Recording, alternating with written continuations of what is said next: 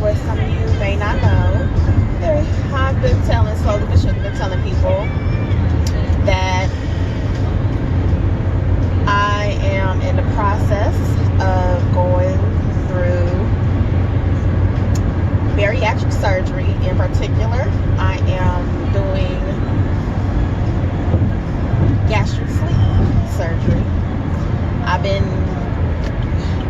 back and forth about this for about a little bit over a year and a half.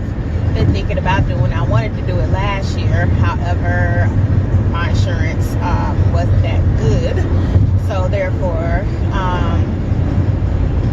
it was too much up front, cost up front, and by the time I figured out the pricing and everything, and how much I would have to save up, for FSA and stuff like that, I would have been planning it for this year. So fortunately, I got a better job and with better benefits, and I'm able to afford it with the copay and everything. So I've been back and forth. Health-wise, health has gotten declined pretty recently, and to the point that I was diagnosed with sleep apnea back in 2017, and I figured, this is going to help me lose some weight, because I abruptly gained about a good 50 pounds in between 2015 and 2016. I gained 50 pounds, and I was exhausted all the time. So I got diagnosed with sleep apnea. So I've been on the CPAP machine since February of 17. So I feel better in regards to that. I'm getting better sleep and whatnot. So evidently, and my diet has never been to the point that I'm just constantly eating, carbs. I mean, I do like my rice and I do like my pasta, but I don't eat it. It's not something that I eat on a regular or try to eat on a regular. I eat fruits and vegetables for the most part on a regular, especially now. And some strange reason, and I was at the point at my job, my old job, I was at the point where I was basically walking 2 miles a day back and forth to the train station, and the weight still wasn't coming off. And I'm like, come on now, I'm walking, I'm doing that, I'm changing my diet, I'm not eating super fatty foods, and I'm not carb loading or anything like that, and I'm still not losing weight. And then my numbers started creeping up, my A1C numbers, which is the numbers that determine whether you're diabetic or not. So when I got blood work done back in April, I think it was March, April, I got blood work done, and my A1C numbers were went from a 4 to a 6, which is borderline diabetic. Now I'm like, okay, I need to really do something about this, because I'm in pain. I was diagnosed with sciatica back in my 20s due to this whack job I had, where I was lifting heavy things and pulled something in my back. So my back ain't been right. So it's hard for me to do certain core exercise type things. I went through rehab and everything, and with this added weight, it's just hard to really walk for long periods of time like I'm used to doing and whatnot. So fast forward, I was I started doing research. I started researching bariatric surgery, weight loss bariatric surgery, and started following people on YouTube and whatnot, and just seeing what, you know, what were the end results of just doing my research on side effects, what to expect, just to see if I'm willing to do it. And you know, it's more than just having surgery and thinking it's going to be a fast fix. It's not. It's a lifestyle change. So it's basically something, as my doctor explained to me, it's basically a kickstart to change, resetting your life, resetting your metabolism. So luckily I had pretty healthy food.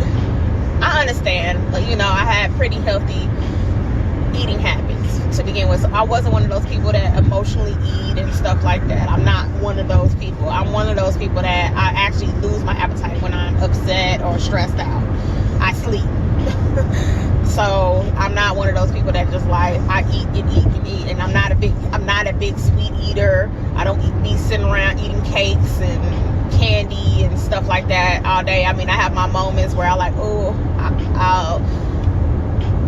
occasionally I'll pick up, I have a day where I do that, and then I won't touch anything for like 6 months.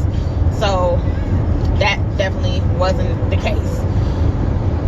So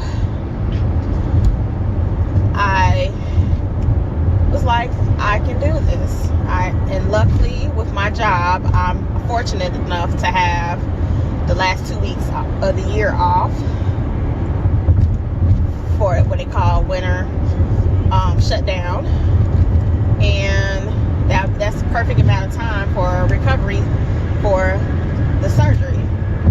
I decided to go through it with the University of Chicago, as it's one of the top bariatric programs in the country, and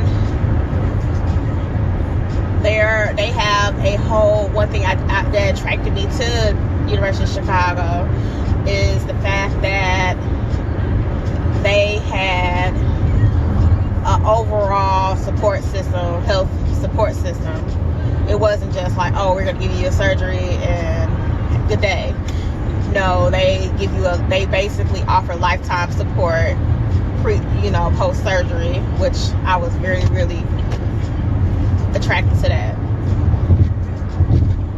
And they're one of the first in the Midwest to do the surgery that's less invasive as well. So they've been doing it longer than a lot of other hospitals that are in the area. So that's also why I decided to go, with them. So now I have started to really change my diet even more by getting more higher protein, doing a higher protein diet, and eliminating bread. For the most part, I have eliminated bread, essentially eliminated bread. I probably eat bread maybe once or twice a week. And that bread is basically, it's whole. It's whole wheat flour, which is what they call a safety carb. And also, so I'm starting, and apparently when I went in for my lab work, my start weight when I first went into my first consultation was 172. When I went to my nutritionist, I gained 2 pounds, so I went from 172 to 175. But now, between that time, my nutritionist appointment, which was the end of August, to now, which I think because I was water weight and stuff like that, I was going on my menstrual around that time when I went to my nutritionist appointment, so no telling how off everything was. I'm down to 163, so I am losing weight, which is awesome. My goal, not 163, but 263.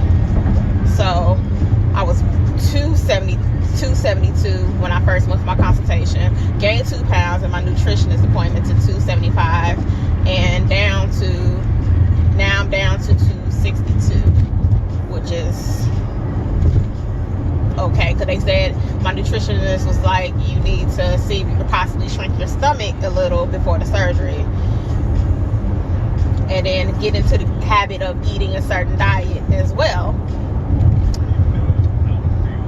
I went in for lab work, so they need to see how my thyroid and all that other good stuff is going. So I just came from there. I have a Band-Aid, and I talked to my doctor, and let her know, telling her, seeing how, she just wanted to see how I was doing, and my eating habits and whatnot. So my goal with this surgery is to get my A1C numbers down to a healthy, under pre-diabetic, and also to get off the CPAP machine, because I'm spending, I spend my deductible, every year in health insurance on supplies, on CPAP supplies. And if I can get rid of that machine, so be it. And, it's a hassle. I travel, especially when I'm traveling and whatnot. I have to carry that. I gotta lug that machine around, and I'm not about to pay to get a travel version, because that's another $300-$400 just for a travel size version of the CPAP machine. It ain't that serious. So I rather just get rid of it, be able to get rid of it altogether. So I decided to document my journey to surgery. So this is my first video for pre-surgery. So far I have done my initial surgical consultation. Actually, I met the whole department of the bariatric department for the surgery of the University of Chicago. Talked to them. So I had a psych eval and all that good stuff. And had my first appointment with my nutritionist. So, and now I am completing my lab work, and I have another nutritionist appointment in October. So I'm excited. I'm excited, nervous. I'm just getting into the mindset of this is happening, and I need to stop bad, start eating habits. So that is all for now. I'm actually heading to work and enjoying this warm weather in September. And I hope you guys